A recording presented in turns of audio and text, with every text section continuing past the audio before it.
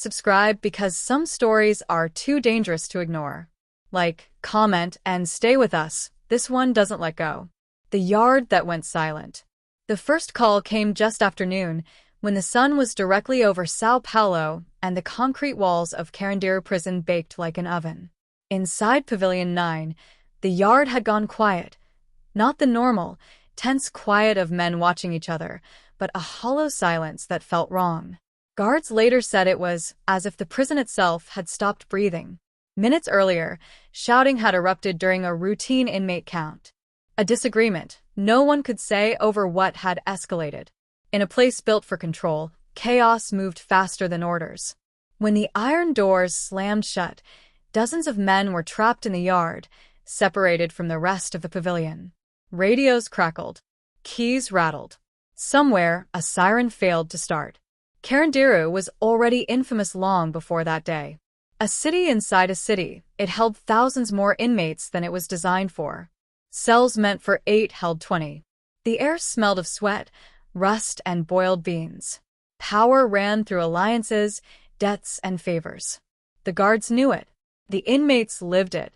And on that afternoon, all of it was about to explode. Detective Marcos Azevedo arrived as the perimeter locked down. He wasn't assigned to prisons. Homicide was his world, but the call came from the top. Multiple casualties, the voice said. We need you now. Marcos had spent 15 years walking into the aftermath of human decisions gone wrong. Still, when the gates opened and he stepped inside Carandiru, his stomach tightened. The yard was littered with shoes, torn shirts, and abandoned plates from lunch. Men lay face down, hands over their heads, while guards shouted orders that echoed off the walls. Marcos kept his eyes forward. He had learned long ago not to stare. Near the far wall, he noticed something that didn't fit. A single pair of glasses lay carefully folded on a bench, as if their owner planned to return. Next to them, a small notebook, its cover blank, its pages filled with neat handwriting. That kind of order didn't survive long in Carandiru unless someone wanted it to. The first name he heard was Rafael Carioca Nunes. Early 30s. Convicted of armed robbery. Known inside as a mediator, a man who calmed disputes before they turned bloody. He was missing. By the time the count was done, the number of injured stunned even the most hardened officers. But it was the missing that worried Marcos. In a prison like Carandiru, people didn't simply vanish. Not without help. The warden, a pale man with tired eyes, insisted it was an internal riot. These things happen, he said too quickly. We'll handle it. Marcos heard the lie before he saw it. Riots left patterns, broken routines, damaged doors, obvious leaders. This felt staged, contained, rushed. Back in a temporary command room, investigators pinned names to a board. Rafael's photo went up first. Next came João Batista, a lifer with ties to the cell blocks controlling contraband. Then Eduardo Lamy, a former military police officer turned inmate after a corruption scandal. 3 men from different worlds, all present in Pavilion 9 that day. Marcos opened the notebook found on the bench. Inside were dates, times, and initials. Meetings. Transfers. Notes about guards, who could be bribed, who couldn't. The last entry ended abruptly. If this goes wrong, they'll blame the riot. The implication was clear. Someone had planned for violence and intended to disappear behind it. As the hours passed, pressure mounted from above.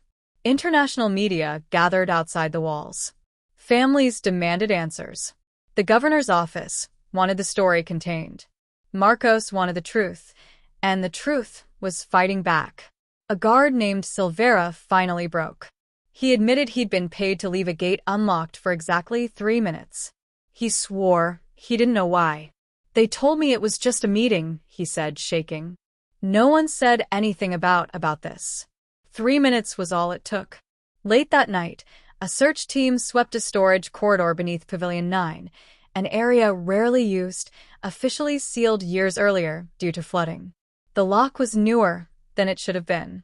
Marcos watched as bolt cutters snapped it open. The door creaked, releasing a damp, metallic smell. Their flashlights cut through the dark and landed on something nailed to the concrete wall. A prison uniform. It was clean. Too clean. On the chest, written in black marker, were 3 words that chilled the room.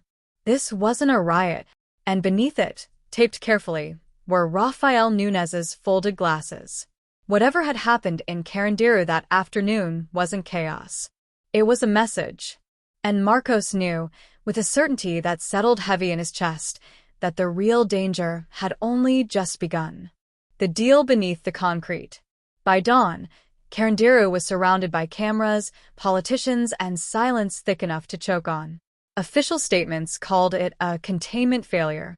Unofficially, everyone inside those walls knew the truth was far more dangerous. Detective Marcos Azevedo hadn't slept.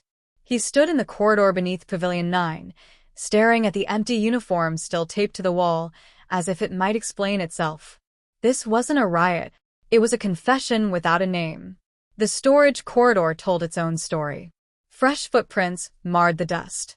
A smear of oil led toward a drainage grate large enough for a man to squeeze through. The lock on the far door bore tool marks, clean, professional. Whoever planned this had studied the building, timed the guards, and rehearsed the escape. This wasn't prison chaos. It was logistics. Back upstairs, Marcos assembled his team. They split their focus, trace Rafael Nunez's last movements, map the money trail behind the bribed guards, and dig into the one name that didn't belong, Eduardo Lamy, the former military police officer. Marcos knew men like Lamy. They didn't survive long in Carandiru unless they had protection or leverage. The first break came from Rafael's cellmate, a quiet man named Paulo, who kept his eyes down and his mouth shut. In the interview room, Paulo stared at the table as if it were a lifeline. Rafael was scared, he said finally. Not of the inmates. Of the deal. What deal? Marcos asked. Paulo swallowed. They were selling the truth. Rafael, it turned out, had been keeping records, detailed ones, of bribes, transfers, and protection payments linking guards, administrators, and outside contractors. He believed that if he could get the information out, it would buy him a reduced sentence or protection for his family. He wasn't naive. He knew the risk. But he also knew the price of silence. He said someone high up wanted the notebook. Paulo continued. Not inside. Outside. That pointed straight past the prison gates. Meanwhile, financial analysts flagged a series of deposits made to guard Silvera's account weeks before the incident. The money didn't come from an inmate's family or a shell company.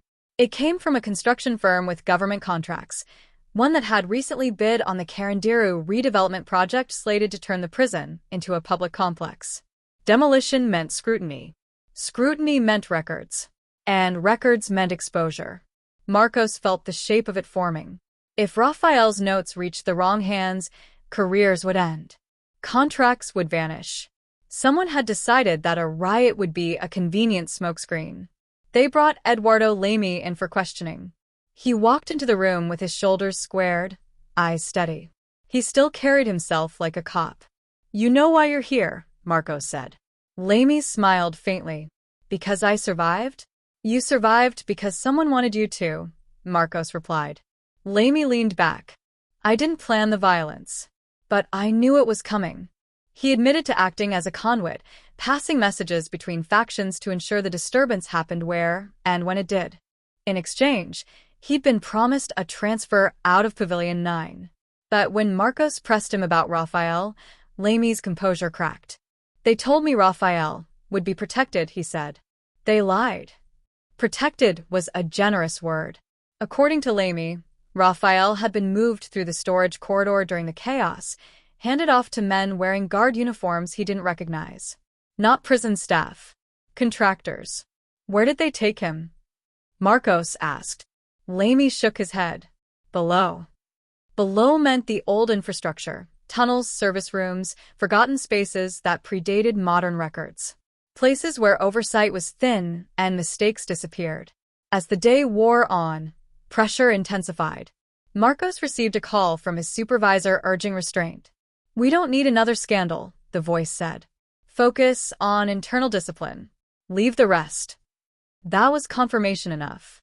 At dusk, the power flickered in Pavilion 9. Emergency lights hummed on.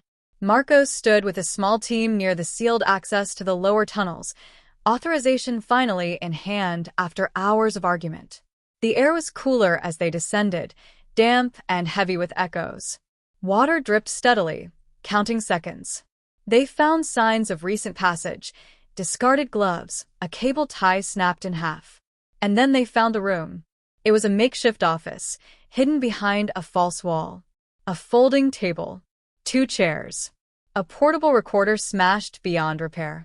On the wall, taped neatly, were copies of documents, contracts, invoices, signatures. Names Marcos recognized from press conferences and budget hearings stared back at him. This was the leverage. This was why Rafael had vanished. A phone vibrated in Marcos's pocket. Unknown number. "Detective," a calm voice said. "You're closer than you think. Where is Rafael?" Marcos demanded. A pause. Alive. "For now." The line went dead. Minutes later, alarms blared above them, different from before. This was a lockdown. Radios crackled with overlapping voices. Someone had triggered it manually. Marcos realized the trap too late. They weren't locking the prison to protect it. They were sealing it to bury the truth. As guards rushed past, a final message appeared on Marcos's phone, one line, no sender. "If you want him back, stop digging." Behind him, the false wall creaked. And somewhere deep beneath Carandiru, something heavy shifted in the dark. The price of silence. The lockdown turned Carandiru into a pressure cooker. Cell doors slammed. Sirens wailed and then fell silent, replaced by the low, constant hum of emergency generators. In Pavilion 9, men shouted questions that no one answered. Fear traveled faster than orders, and rumors spread like smoke through the concrete veins of the prison. Detective Marcos Azevedo stood in the hidden room beneath the pavilion, staring at the false wall as if it might move again. The message on his phone still glowed on the screen. "If you want him back, stop digging." That wasn't a threat. It was a negotiation. Marcos knew one thing for certain. Rafael Núñez was alive because he was useful. The moment he stopped being useful, he would become another statistic, folded into the narrative of a tragic prison disturbance. The people behind this didn't need chaos anymore. They needed control. Above ground, the investigation was already being reshaped. Press releases softened the language. Officials emphasized conflicting accounts. Evidence requests stalled. One by one, the documents Marcos had copied from the hidden room began to vanish from shared drives, flagged as unverified. Someone with reach was cleaning house. Marcos moved fast. He arranged an unsanctioned meeting with Ana Ribeiro, a public defender known for walking into impossible cases and refusing to leave. They met in a hospital cafeteria, neutral ground with too many witnesses for intimidation. "They're trading a man's life for silence," Marcos said, sliding a flash drive across the table. "And if I push, he dies." Ana didn't touch the drive. "And if you don't push, they get away with it." She met his eyes. "Then you make it impossible for them to disappear him." The plan was simple and dangerous. If Rafael could speak, on record, publicly, he would become too visible to erase. The problem was access. Rafael was buried somewhere inside Carandiru's forgotten infrastructure, guarded by men who didn't wear uniforms and didn't answer to the warden. The next opportunity came through Eduardo Lamy. Lamy sent word through a guard he trusted, requesting to speak to Marcos alone. In the interview room, Lamy looked smaller than before, the weight of his choices finally settling in. "They're moving him tonight," Lamy said quietly. "Out of the prison." Marcos felt his pulse spike. "Where?" "I don't know, but I know how." Lamy explained that an ambulance transfer had been scheduled, one of the oldest tricks in the system. Fake medical emergency. Real exit. Once outside, Rafael would vanish into private custody, far from any court or camera. "Why tell me?" Marcos asked. Lamy's jaw tightened. "Because I was a cop once. And because they're done with me next." The clock was against them. Marcos contacted Ana, who mobilized every legal lever she had. Emergency motions. Media calls. court filings demanding oversight of inmate transfers. Each move raised visibility, but also risked tipping off the people orchestrating the escape. At 11:47 p.m., the ambulance rolled through the outer gate. Marcos watched from the shadows as medics moved with rehearsed efficiency. No sirens. No rush. Inside, a stretcher lay draped in a sheet. The guards escorting it didn't look at anyone. Now, Anna whispered into her phone. Within minutes, phones lit up across São Paulo's newsrooms. A single headline hit social feeds. Missing Carandiru inmate allegedly held without due process. It was vague, but it was enough. The ambulance stopped. Orders crackled through radios, confused and overlapping. Supervisors argued at the gate. Marcos stepped forward, badge raised, demanding verification. The lead medic hesitated, just long enough. The sheet shifted. Rafael's eyes opened. He was thinner, bruised, but unmistakably alive. And terrified. "They told me you were dead," he whispered as Marcos leaned close. "They told everyone," Marcos said. "Can you talk?" Rafael nodded. "Once. I kept copies." The standoff ended not with force, but with attention. Cameras arrived. Lawyers followed. The ambulance turned back. Rafael was placed in protective custody under court order, his statement recorded before sunrise.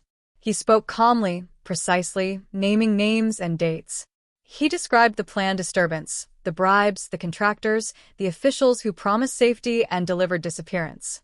By morning, arrests were announced.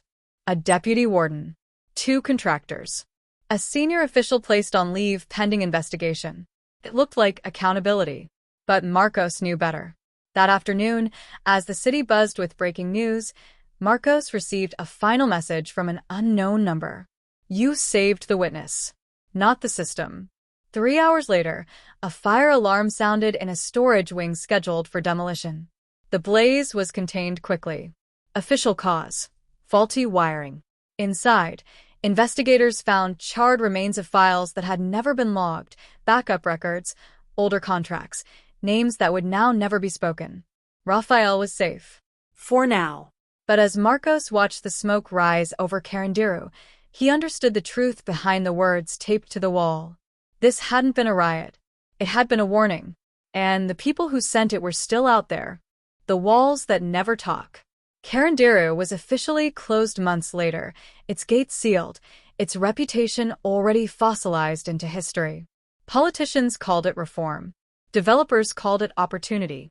The public was told the truth had finally come out. Detective Marcos Azevedo knew that wasn't entirely true. Rafael Núñez entered witness protection under a new name, relocated to a place where the streets were quiet and the past felt distant. On paper, he survived. But survival carried its own cost. He stopped sleeping through the night. He jumped at unfamiliar footsteps. The man who once mediated prison disputes now avoided eye contact at grocery stores. The system had kept him alive, but it had not made him free. Marcos stayed on the case long after headlines moved on. Trials dragged. Charges were reduced. Key defendants claimed ignorance, others poor memory. Evidence that once seemed ironclad softened under legal pressure. Deals were struck quietly, efficiently, behind closed doors. The deputy warden served time. The contractors paid fines. The senior official resigned for personal reasons and resurfaced months later in a consulting role overseas. No one ever used the word conspiracy. One evening, Marcos returned to the Carandiru site alone. The prison was half demolished now, its skeleton exposed. Where Pavilion 9 once stood, sunlight poured in through broken concrete like a spotlight. Dust floated in the air, turning the ruins into something almost peaceful. Almost. He walked the perimeter until he reached a section of wall left standing for historical preservation. Someone had spray-painted over it recently, rough black letters cutting through the gray. This wasn't a riot. The words hadn't faded. They'd multiplied. Marcos felt a familiar tightening in his chest. He realized then that Carandiru wasn't dead. It had simply changed shape. Weeks later, an envelope arrived at his apartment with no return address. Inside was a single photograph. It showed the hidden room beneath Pavilion 9 before the fire, documents taped neatly to the wall, the folding table, the chairs. On the back, written in the same careful handwriting Raphael used in his notebook, were 4 words. There were more copies. Marcos understood immediately. Raphael hadn't just protected himself. He'd ensured leverage would outlive him. Somewhere, outside the prison, outside the investigation, information still existed that could reopen everything. That night, Marcos called Ana Ribeiro. "They're never going to let this end cleanly," he said. She didn't disagree. "No system does. The best you can do is make it expensive to lie." The next leak didn't come from police or prosecutors. It came from journalists, then from archivists, then from a civil lawsuit filed by families of inmates injured during the disturbance. Piece by piece, fragments of the buried story resurfaced, enough to keep the wound open, never enough to fully heal it. Years later, when the Carandiru site reopened as a public space, tourists walked paths laid over former cell blocks. Children laughed where guard towers once stood.